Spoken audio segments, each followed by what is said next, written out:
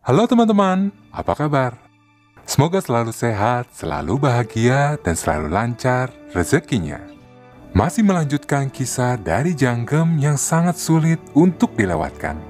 Di mana pada bagian sebelumnya, Janggem dan Gembyong ditunjuk oleh Dayang Han untuk menyiapkan makanan bagi raja. Bagaimana rasanya? Apakah raja akan suka? Penasaran? Eits, tunggu dulu. Bantu saya dulu dengan cara subscribe channel ini, like videonya.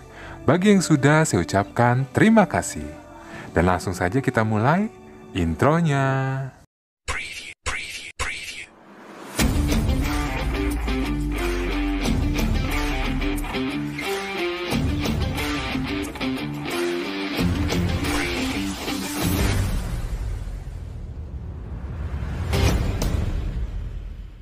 Raja, spoiler. Saat mie dingin itu disajikan kepada raja, raut wajah kecemasan terlihat di wajah Gembyong, Janggem, dan Kepala Kasim. Namun kecemasan itu berubah menjadi senyum yang lebar saat raja memuji masakan mereka. Di mana raja merasakan cita rasa yang unik berbeda dengan mie dingin yang dibuat di istana. Dan di saat yang bersamaan terjadi interaksi saling tatap antara Janggem dengan Mi Junho. Gembyong pun tanpa sengaja melihat interaksi tersebut. Berkat keberhasilan ini, Janggem dan Gembyong dipuji oleh Dayang Han dan Kepala Kasim. Berbeda dengan Dayang Min dan Jubong, yang akan mendapat hukuman akibat kesalahan mereka. Pada malam harinya, Gembyong harus sekali lagi melihat interaksi antara Mi Junho dengan Janggem. Dan ternyata di sini pria yang sangat dicintai oleh Gembyong adalah Mi Junho. Saat kembali ke istana, Jobang dan Dayang Min dihukum untuk tidak boleh masuk ke dapur tengah. Sebagai gantinya, Janggem dan Yungseng yang diperintahkan untuk menggantikan Jobang dan Dayang Min. Mendapatkan kabar tersebut, Janggem tentu senang. Karena akhirnya ia bisa mencari buku resep milik ibunya yang tersimpan di dapur tengah. Sebuah rencana jahat telah tersusun dan akan dilaksanakan oleh Dayang Choi dan komplotannya. Mereka akan menggunakan mantra dari dukun untuk merubah janin yang ada di kandungan ratu dari laki-laki menjadi perempuan. Dan tugas untuk menaruh jimat itu di dapur tengah dibebankan kepada Gembyong. Mendapat tugas tersebut, Gembyong pun langsung menolak. Karena tanpa melakukan kejahatan itu, Gembyong yakin dia mempunyai keahlian yang dapat membantunya untuk bisa mencapai posisi menjadi dayang utama kerajaan. Namun di sini perkataan Gembyong seakan lelucon bagi Dayang Choi. Dayang Choi pun berkata bahwa generasi sebelumnya juga melakukan ini untuk mempertahankan posisi mereka. Selain mempunyai keahlian, mereka juga harus dekat dengan orang yang berkuasa, agar mereka bisa mempertahankan posisi mereka seperti sekarang. Gembyong pun masih tetap bersikeras untuk menolak melakukan tindakan tersebut. Bahkan ia sampai jatuh sakit. Di lain pihak, Janggem mencari buku resep milik ibunya. Dia pun menggeledah setiap sudut yang ada di dapur tengah, namun tidak bisa menemukan buku tersebut. Dan tibalah Gembyong untuk berjaga malam. Janggem yang mengetahui Gembyong sedang sakit mengajukan dirinya kepada Dayang Choi untuk menggantikan Gembyong. Namun hal itu ditolak oleh Dayang Choi. Dayang Choi pun meminta pada Janggem untuk kembali ke kamarnya. Namun di sini Janggem tak mematuhi peraturan itu. Dia pun dengan nekat memasuki dapur tengah untuk mencari resep milik ibunya lagi. Di lain pihak, Gembyong mendatangi kamar Dayang Choi. Entah ada angin apa yang merubah pikirannya. Dia pun meminta jimat kesialan itu dari Dayang Choi agar dia yang menaruhnya di dapur tengah sendiri. Namun sebelum pergi dari kamar Dayang Choi, Gembyong pun berkata bahwa dia akan memastikan tindakan tercela ini akan putus di generasinya. Tiba Gembyong di dapur tengah, dia sangat kaget dengan adanya Janggem di dalamnya.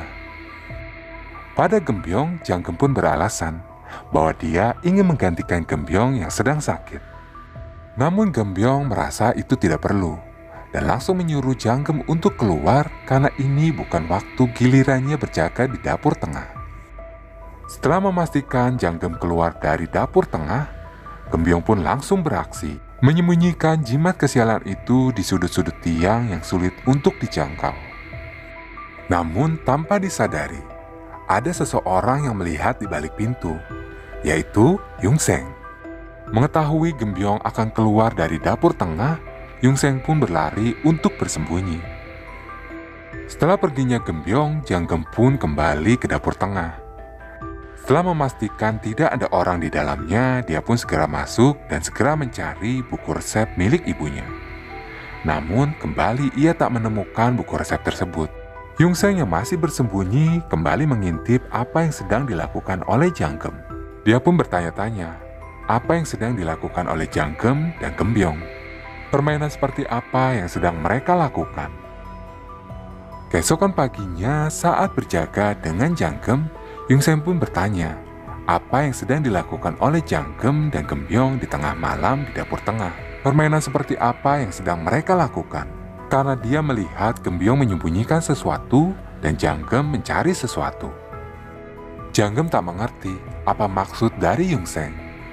Yungseng pun langsung menunjukkan pada Janggem di mana Gembyong menyembunyikan sesuatu. Dengan menggunakan sebuah besi, Yungseng berusaha untuk mengambil apa yang disembunyikan oleh Gembyong. Dan tiba-tiba ada suatu benda kecil terjatuh. Janggem pun langsung memungutnya dan membacanya. Dan betapa kagetnya. Ini adalah buku resep milik ibunya yang selama ini ia cari. Janggem pun langsung berlari membawa buku tersebut dan meninggalkan Yungseng yang terjatuh. Buku tersebut mengobati rasa rindu Janggem terhadap ibunya. Dia pun kembali teringat kebersamaan dengan ibunya waktu kecil dulu. Saat Janggem tiba di kamar, dia dipanggil oleh Dayang Han. Janggem pun disuruh untuk mengikutinya pergi ke dapur tengah. Di dapur tengah ternyata sudah ada Dayang Utama, Dayang Choi, dan Gembyong. Dayang Jung pun langsung menginterogasi Janggem, menunjukkan jimat yang telah ia temukan di dapur tengah. Benda apa ini? Dan kenapa Janggem berada di dapur tengah pada saat dia tidak berjaga malam? Janggem yang tak mengetahui benda apa itu tentu menyangkalnya. Namun di sini Dayang Choi dan Gembyong menyudutkan Janggem, berusaha untuk mengkambing hitamkan Janggem atas perbuatan yang mereka lakukan. Janggem pun tak bisa menceritakan tentang apa yang sedang ia cari di dapur tengah, karena mengingat janjinya pada ibunya. Karena Janggem masih tak mau bicara untuk menceritakan yang sebenarnya, dia pun dikurung di gudang, tanpa diberi makan dan minum. Dan Dayang Han diperintahkan untuk tidak menemui Janggem. Setelah mengurung Janggem, Dayang Choi langsung menemui Gembyong, memarahi anak itu karena kecerobohannya. Dia pun berpesan pada Gembyong untuk tidak menceritakan masalah ini kepada orang lain. Untuk menutupi masalah ini, Dayang Choi mendesak Dayang Jung untuk segera menghukum Janggem sesuai dengan peraturan Dayang. Namun ia masih menolak, karena dia masih ingin membuat Janggem berbicara dan mengetahui siapa dalang dari perbuatan keji itu. Mengetahui nyawa Janggem dalam bahaya jika Janggem tidak berbicara, Dayang Han pun secara sembunyi-sembunyi menemui Janggem di tempat gudang. Dia pun memohon pada Janggem untuk menceritakan yang sebenarnya apa yang terjadi di dapur tengah. Namun Janggem masih bungkam, tak mau menceritakan sebenarnya yang terjadi kepada Dayang Han. Karena dia punya trauma masa lalu, terlalu banyak bicara yang membuat kedua orang tuanya meninggal.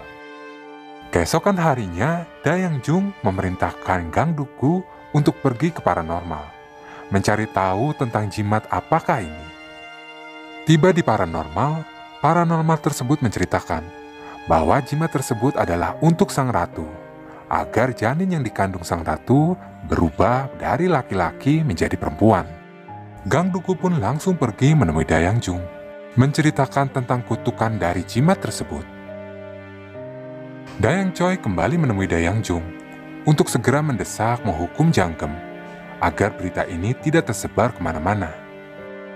Dan di sini, Yungseng yang sedang mencari keberadaan Janggem karena telah menghilang beberapa hari tidak sengaja mendengar pembicaraan tersebut. Dia pun segera menemui Janggem di tempat gudang, meminta pada Janggem untuk menceritakan apa yang sebenarnya terjadi.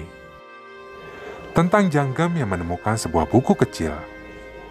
Namun rasa trauma Janggem yang sangat besar membuatnya masih bungkam dan tak ingin bicara. Mengetahui nyawa sahabatnya dalam bahaya, Yungseng pun langsung menemui Dayang Chung, menceritakan tentang apa yang ia lihat. Gembyong pun langsung dipanggil untuk menemui Dayang Chung. Dia pun langsung diinterogasi. Dayang Choi yang tak ingin terjadi apa-apa dengan Gembyong terus membelanya, menyangkal setiap perkataan dari Yungseng. Karena belum menemukan titik terang, akhirnya Gembyong dan Janggem dikurung di dalam gudang. Mereka berdua pun akan dilaporkan ke polisi. Bagaimana nasib Janggem dan Gembyong selanjutnya? Cara seperti apa yang akan digunakan oleh Dayang Choi untuk bisa membebaskan Gembyong dari jeratan hukum? Dan apakah nasib Janggem sama seperti ibunya, menjadi kambing hitam dari kejahatan yang dilakukan oleh Dayang Choi? Penasaran? Mau tahu kelanjutannya? Tunggu video spoiler berikutnya. Sampai jumpa teman-teman. Bye.